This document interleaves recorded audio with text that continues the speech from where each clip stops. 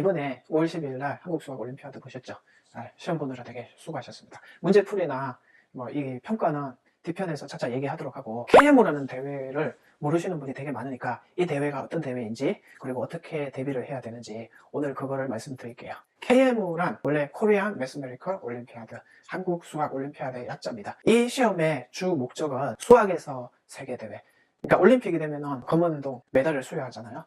그것처럼 수학에도 세계적인 대회에서 상을 받게 되면 금은동 메달을 수여해요. 스포츠랑 똑같다고 생각을 하시면 돼요. 그 시험을 위해서 사실은 KMO가 만들어졌습니다. 자, KMO의 우리나라에서 역사는 1987년도부터 우리나라에는 시작되었고, IMO 국제대회 있죠? 세계대회는 1959년부터 시작이 됐어요. 그러면 이 IMO의 목적이 뭐냐? 자, 이 IMO 홈페이지에 들어가 보면 이렇게 돼 있어요. 세계 여러 나라에서 각국의 수학 영재를 선발하고 발굴을 하고, 수학적 능력이 뛰어난 이 영재 학생들을 수학 공부를 장려하기 위해서 국가와 국가 간의 수학 친선 도모를 하기 위해서 만들어진 시험이에요. 지금은 우리나라에서는 이 상을 받는다고 하더라도 영재고나 과학고의 수학 특기자 전형으로 들어갈 수 없어요. 예전에는 대학에서도 그렇고, 그리고 특목고를 갈 때 특기자 전형으로 바로 입학할 수 있었는데, 지금은 제도 자체가 없어졌습니다. 그럼에도 불구하고 많은 학부모와 학생들이 이 시험을 대비하는 목적이 무엇일까요?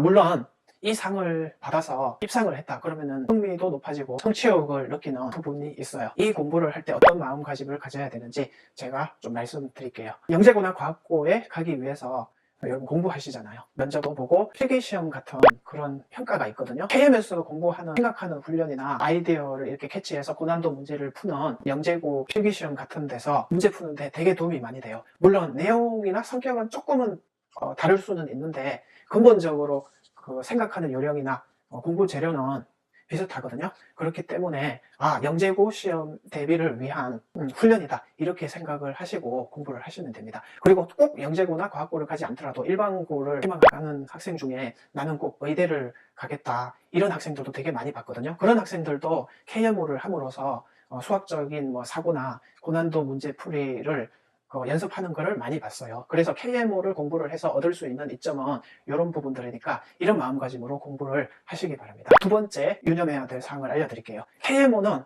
재능을 평가하는 시험이에요. 시험 목적 자체가 원래 재능을 평가하는 시험이기 때문에 이 시험을 못 봤다고 해서 실망할 필요는 없어요. 왜냐하면 노력을 해도 이 시험 같은 경우에는 원하는 결과가 안 나올 수도 있다는 것을 여러분이 받아들이시면 돼요. 대부분의 학교에서 보는 이 내신 시험은 노력으로 커버 가능한 시험이에요. 학교 내신 시험이라고 해서 다 쉬운 거는 아니고, 어떤 학교는 보면 경시 수학을 내는 학교도 봤어요. 대한민국 전체에서 주로 서울, 강남이나 아니면 목동이나 아니면은 또 자사고, 특목고 이런 내신 시험은 진짜 어렵기 때문에 이 학교를 제외한 대부분의 학교 시험 내신 자체는 노력을 했을 때 노력한 만큼 점수가 나옵니다. 요즘 수능은 25문제 정도는 학교 내신처럼 노력하면 노력한 만큼 나와요. 요즘 수능 시험은 되게 쉬워졌고, 어려운 5문제만 진짜 생각을 많이 해서 푸는 문제예요. 근데 수능 시험은 요령만 터득을 하면은 고득점을 어쨌든 받을 수 있어요. 수능 시험은 노력 플러스 요령이다, 이렇게 받아들이시면 됩니다. KMO 시험은 어떤 시험이냐? 제가 앞서 말씀드렸던 내신이나 수능에서 필요한 노력 플러스 요령 플러스 뭐가 추가되느냐? 두뇌를 써는 요령, 이게 추가가 돼요. 그러니까 두뇌를 써는 요령이 정말 수학적이어야 KMO를 접근할 수 있어요. 그래서 이 KMO 시험 같은 경우에는 노력과 요령 말고 두뇌 써는 법까지 터득을 하셔야 이거를 재능이라고 부를 수 있고, 그래야 KMO 시험을 대비할 수 있습니다. 제가 KMO 공부를 하는 데 있어서 주의사항을 몇 가지 알려드릴게요. 먼저 첫 번째, 학교 내신 공부 있잖아요. 학교 수학 내신 공부를 절대로 소홀히 하지 마십시오.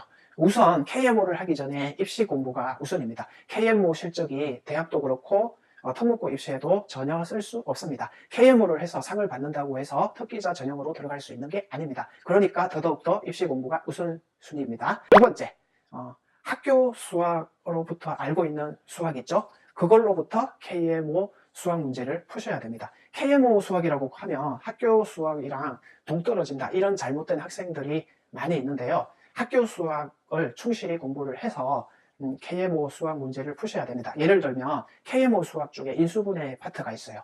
그러면 그거는 곧 학교 내신에서 배웠던 인수분해 있죠. 그 풀이가 능수능란해야 KMO 인수분해를 이해하는 경우가 많습니다. 이게 두 번째 유의사항입니다. 세 번째, KMO는 풀어도 그만, 못 풀어도 그만인 문제들입니다. 자, 이 얘기가 무슨 얘기냐면 KMO 문제는 못 푼다고 해도 여러분 잘못이 아닙니다. 제가 서두에서 말씀드렸던 KMO는 재능을 평가하는 시험이에요. 그러면 이거는 운이 좋으면 풀릴 수도 있고 운이 나쁘면 아무리 잘하는 학생도 안 풀릴 수도 있다는 것을 받아들이시면 돼요. 이런 마음가짐으로 공부를 한다면 KMO 공부가 훨씬 잘 될 거예요.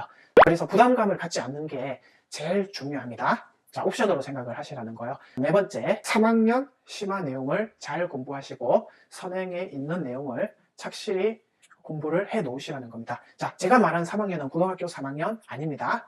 중학교 3학년 심화 내용입니다. KMO에서 주로 2학년 도형 중에 2학년 도형하고 3학년 인수분해 그리고 3학년 도형 문제의 비중이 크기 때문에 이 부분을 진짜 잘 공부를 하셔야 됩니다. 그리고 선행에 있는 내용이라 그러면 고1 수학을 얘기하는 거예요. 고1 수학 내용 전체 다 이 부분은 대수 부분에 특히 중요하고요. 정수론에서도 이제 수식을 잘 정리해서 풀어야 되는 부분이 있기 때문에 고1에 있는 내용을 완벽하게 숙지를 하셔야 됩니다. 그래서 결국은 근본에 충실하라는 내용이 이 공부에 있어서 주의사항입니다. KMO에서 주로 나오는 그 파트 있죠. 네 가지 부분. 지금 화면에 떴죠. 정수, 대수, 조합, 그리고 기하. 이 네 부분에 대해서 그 화면에 있는 항목을 잘 살펴서 여러분 공부해 보시기 바랍니다. 이 내용을 살펴보시면 선행에 있는 내용도 많고요. 그리고 정수론 같은 경우에는 여러분이 학교에서 이거는 아예 안 배운 부분이 많을 거예요. 자, 굵은 글로 표시된 거는 1차에서 진짜 쓰이는 내용이고요. 굵은 글씨가 아닌 얇은 글씨들은 2차에서 주로 다루는 내용이라고 보시면 돼요. 물론 2차 시험을 보기 위해서 1차 내용은 다 알아야 돼요. 그렇게 보시면 되고요. 그리고 가장 오른쪽에 있는 거는 어떤 성격이 있는지 그거에 대한 설명이니까 이 내용들을 잘 숙지하셔서 KMO 공부를 하시기 바랍니다. 이 영상이 유익하셨다면 좋아요, 구독 부탁드립니다.